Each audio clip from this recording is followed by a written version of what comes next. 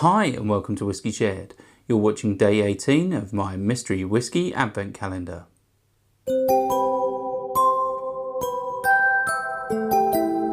I'm Toby and you're watching Whiskey Shared.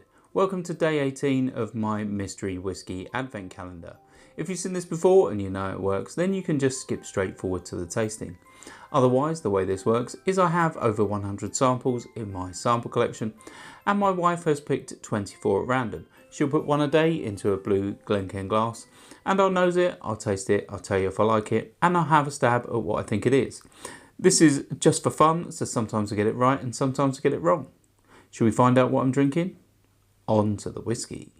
If you'd like to play along with me and find out what's in my glass when I do, then just keep watching. Otherwise, take a look in the description now for a sneak peek. Let's start with the nose. Okay, so this is quite sweet and fruity. Wondering if this is like red wine or sherry matured. Lovely and sweet. I'm getting like red berries, like strawberries, raspberries, blackberries. Very nice. There's also like a hint of caramel in there.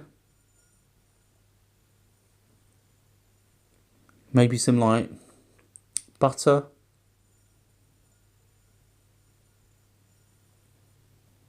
It's reminding me of those sort of like butter caramel sweets, like Werther's Originals.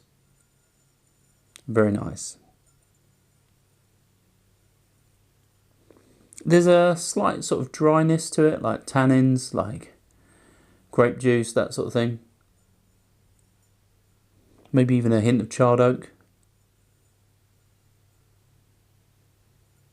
Doesn't seem overly high ABV. Let's move on to the palate.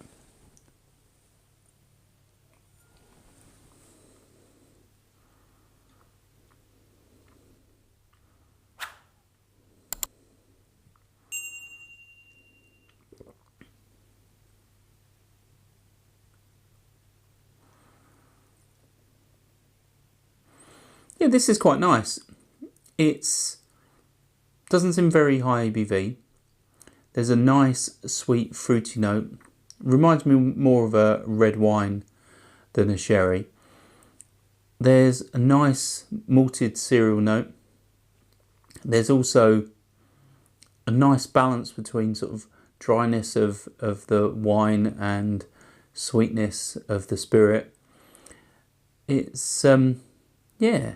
It's also got a slightly soapy note in there, but not off-putting at this stage. Let's have another sip.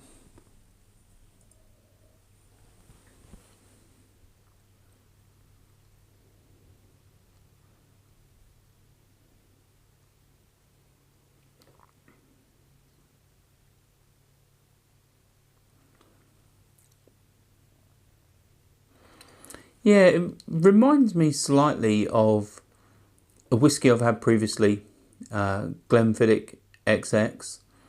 That had a nice sort of malty character. It had plenty of sort of wine and sherry influence, but it also had that slight soapy note. And although I would say the whiskey I had, the bottle of it, the soapy note became undrinkable. This isn't bad. It's only ever so slightly soapy, but I don't think I've got anything like Glenfiddich in my collection, so I don't think it's that. I think it's going to be from another brand. I think it's going to be Scotch. I think it's going to be 43 to 46% ABV. I think this is going to be red wine matured, and I think it's probably going to be from a newer distillery maybe. I'm wondering if this is something like a Deanston or something like an Arran or something like that. Let's have another sip.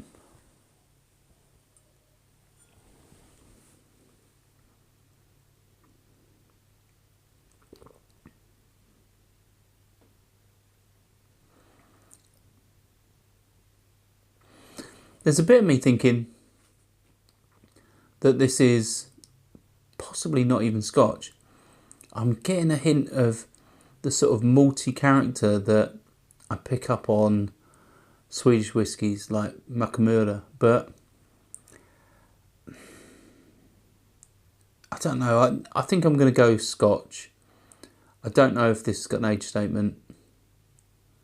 It doesn't come across as well aged, so definitely I'm going to pin no more than 12 years old to this, but potentially not Scotch. But I'm going to go, yeah, I'm going to go more Scotch than not Scotch. Shall we find out what's in my glass?